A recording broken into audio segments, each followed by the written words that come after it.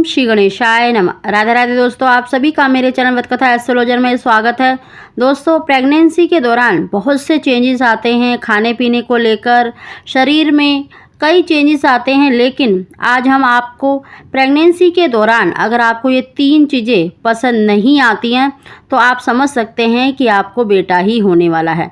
दोस्तों, वैसे तो देखिए, जब प्रेगनेंसी होती है तो बहुत ज़्यादा जी खराब होना, अलग अलग चीज़ों का मन करना, कभी खट्टा, कभी तीखा, कभी मीठा, इन चीज़ों का मन करता ही है।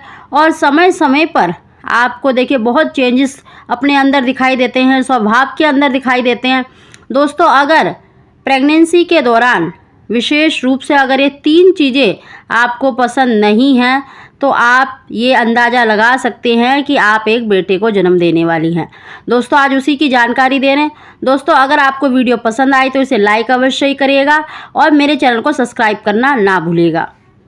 दोस्तों, ये जो हम जानकारी दे रहे हैं, देखिए इनका साइंटिफिकली कितना मतलब सत्य है ये नहीं कहा जा सकता, लेकिन हमारे बड़े बुजुर्ग और कई तथ्यों में, शास्त्रों में भी ऐसे वर्णन मिलते हैं जिसमें कहा गया है कि अगर गर्भवती स्त्री को ये 3 चीज़ें विशेष रूप से अगर पसंद नहीं आती हैं तो उसको बेटा ही होने वाला है। दोस्तों, ये जो हम जानकारी दे रहे हैं, देखिए दोस्तों, ये हमारे बड़े बुजुर्गों के आधार पर है और ये इसमें कितनी सच्चाई है और इसको आप कहाँ तक सच मानते हैं ये आपके ऊपर डिपेंड करता है। तो आज मैं उन्हीं के आधार पर आपको बताने जा रही हूँ कि जब एक महिला गर्भवती होती है, प्रेग्नेंट होती है, तो उसमें देखिए काफ़ी चेंजेस होते हैं, उसके स्वभाव में, बॉडी में चेंजेस होते हैं, लेकिन खाने पीने में भी काफ़ी चेंजेस।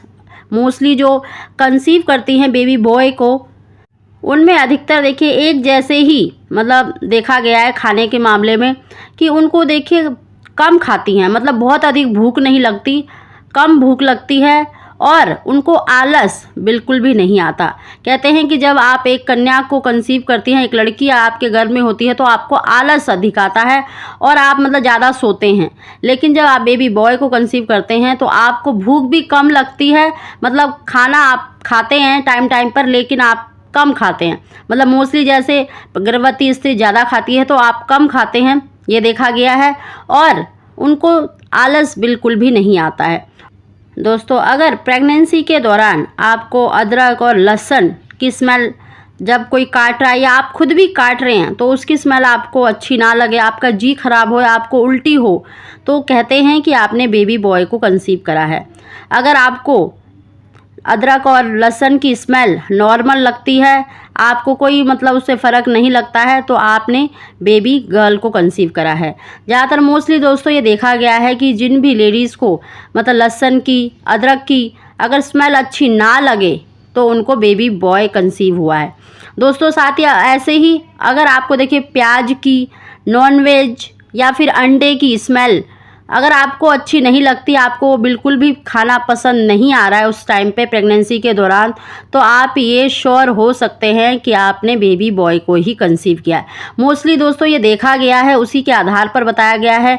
दोस्तों, अगर आपको देखिए आटा गूंथते हैं या रोटी जब गैस पे सेक रहे होते हैं तो उसकी स्मेल भी अगर आपको देखिए अच्छी नहीं लग रही है, आप उसकी स्मेल बर्दाश्त नहीं कर पा रहे हैं, आपका जी खराब हो रहा है, आप उससे दूर भाग रहे हैं, या आटा गूंथते वक्त या रोटी जब सेक रहे हैं गैस पे, उस समय पर भी अगर आपको देखिए बहुत अधिक स्मेल लगती है उसकी, तो ऐसा आप कंफर्म मान सकते हैं कि आपने बेबी बॉय को कंसीव करा है।